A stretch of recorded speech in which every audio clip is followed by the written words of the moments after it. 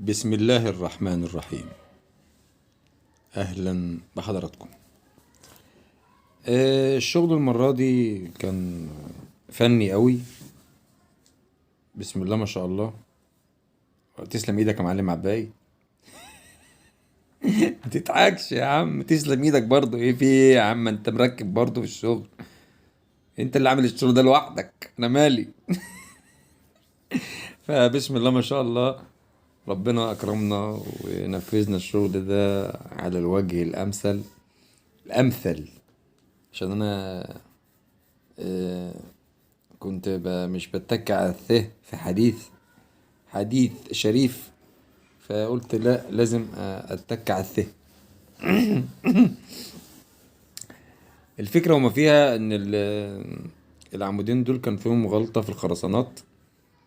فالمعلم محمود ربنا يبارك له يا رب، بيقول لنا هنعمل العمدان ديت. قلت له العمدان دي لازم بتاع محارة يجي يظبط العمود ويمحره، واحنا هنركب العمدان بمادة. الحمد لله ربنا اكرمنا، وزي ما حضراتكم شايفين كده العمود موزون فيرتيكال وهوريزونتال، رأسي وأفقي يعني بالفرنساوي. ف بصراحة أنا راضي عن الشغل. بسم الله ما شاء الله، بسم الله ما شاء الله. حاجة يعني 5 متر كده. كانت أخت ليا برضو يعني بتتواصل معايا عن طريق اليوتيوب. قلت لها أقسم بالله أنا على السقالة، كنت فوق في الدور ال 18. فبسم الله ما شاء الله، يعني ربنا ييسر الحال. ده كده طبعا تصوير ليلي بجهاز الرؤية الليلية بتاع الموبايل بتاعي. فجبت التصوير. ناس في منتهى الكرم، في منتهى الرقي، ناس فلاحين أصلة، عارفين يعني ايه معنى ان في صنايعي نضيف عندك بيشغال بما يرضي الله.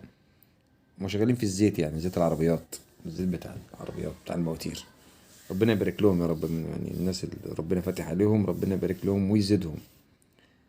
الفكرة كلها ان الشغل كان فعلا بسم الله ما شاء الله، بسم ماشي. الله ما شاء الله، يعني عالي. وهنا هنلاحظ طبعا التصوير الجيد جدا للمعلم محمود صاحب الشغلانة. والله ماني، ده هو تليفونه هو هو. طبعا مش هنصور لك مصدق دومه ان معاها هو اهو. ماسك تليفونه بيصور. اهو وده طلعه العميل. بقى. عميل، هو شكله عامل عميل قناه على بس طيب اليوتيوب، على جدا يعني. اليوتيوب قناه. والمعلم ودخلني في عباقي هنا القناه دي طبعا معاك يا شيخ. كان بيحاول يقع معرفش. هنشوفه دلوقتي في اللقطة الجميلة دي. اسمه الحمد ايه؟ لله كامل ايه؟ ربنا أكرمه ومعرفش يقع، طب ما الحمد لله. تسمعه كامل سابق ربنا وخلاص. يسترها علينا. دومة الرخاء. العمود لا لا كان لا بيحاول يقع لا في وي عيني، العين الحمد هتيجي اخي لله. بالليل. فربنا كفايه أكرمنا كده. الحمد لله وسلمنا الشغل. وأراد هتدرعوا ربك يعني. يجي باشمهندس، والله مش فاكر اسمه، يعني راجل فاضل شاب بس مهندس تشطيبات او مهندس معماري. وقال لي ما تجيب إدة. وده كانت في حد ذاته يعني ده كان في حد ذاته حاجة جميلة جدا، ان انا حد يقول لي ايه، عايز ابص على شغلك يعني. العمود باين من النظرة العادية، مش بلاش النظرة دي دلوقتي، خلينا في الأرضية الجميلة اللي عبده عملها. الأرضية دي عبده عملها لوحده تماما، أنا ما كنتش موجود. هو كان شغال، هو اللي قسم.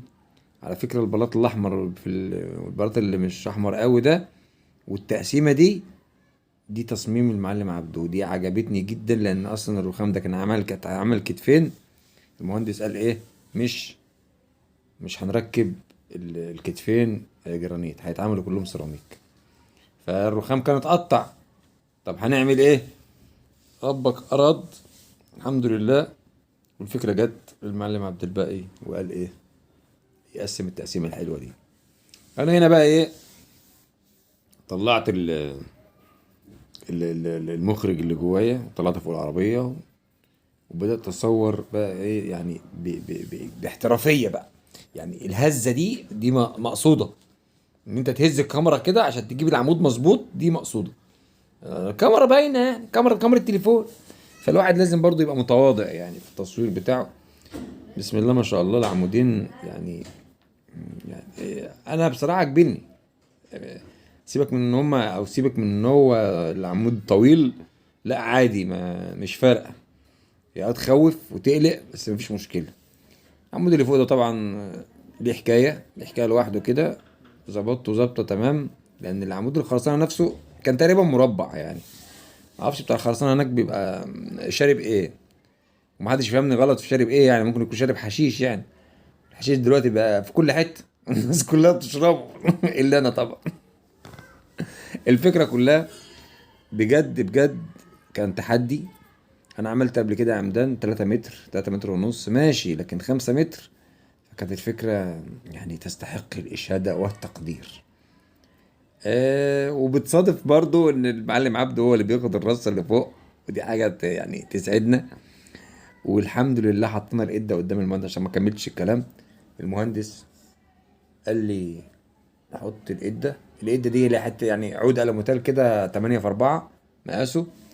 لو العمود فيه عوجة ولا حاجة ممكن يقول لي اخلع، يعني صلح شغلك. الحمد لله قال لي يعني يعدي. يعني يعدي ايه؟ يعني بنسبة 99.8 بلاش 99.9 يعني. بس بسم الله ما شاء الله العمود كان طالع. بص يعني معلم عبده بيركب الرصة اللي فوق دي كلها.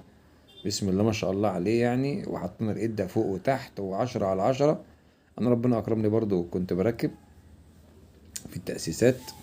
و يعني يعني انا اللي كنت بصور، يعني انا هطلع فين يعني. فبسم الله ما شاء الله يعني يكفي ان احنا قلبنا على قلب بعض. ما يهمش. آه ما يهمش. جات لي رسالة، ما فيش مشكلة. ما يهمش مين اللي بيشتغل، المهم ان احنا يعني بننفذ الشغل. وفعلا بجد الشغل ده يعني قلب. قلب بمعنى ايه؟ ان انت تنجز، ان انت تعمل شغل وتنجز كده يعني. دي الفكرة. آه كنت سعيد جدا وانا بعمل الشغل ده. آه كنت سعيد وانا بعمل الشغل بجد.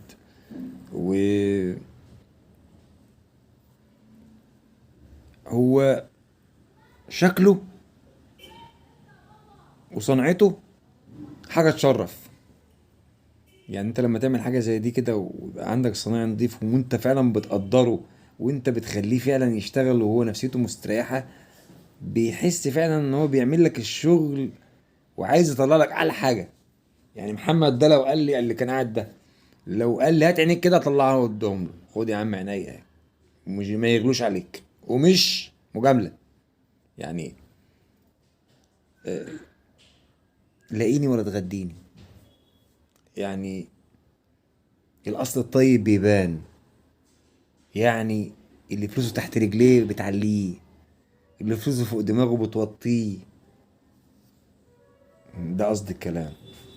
بجد الصنايعي بيروح البيوت بيبان على الزبون. الزبون ده جعان الزبون ده شبعان. الزبون ده هيكرمني. الزبون ده هياكل عليا حقي. الزبون ده راجل تمام. بيبان. يعني مثلا بتيجي تتفق مع حد، اول كلمه بينطقها بيقول لك حاسب، اصل انا ما معيش فلوس، اصل انا مش هعرف اعمل، وما تبقاش غالي عليا. بنعلم على الزبون اللي بيتكلم بالطريقه دي اصلا من اول ما بنسمعه، وبنعدي الايام باي شكل. هنا العمود اللي انا قلت عليه ان انا هصوره، اديني صورته وانا بعدله بالاسمنت. ما كانش فيه فرصه بس عدلته بالاسمنت عشان ما نطولش كتير. قول طول. هنا العمود المعلم عبده كان بيمعجنه. بجد كنا شغالين بسم الله ما شاء الله. عملنا الشغل ده في 4 ايام.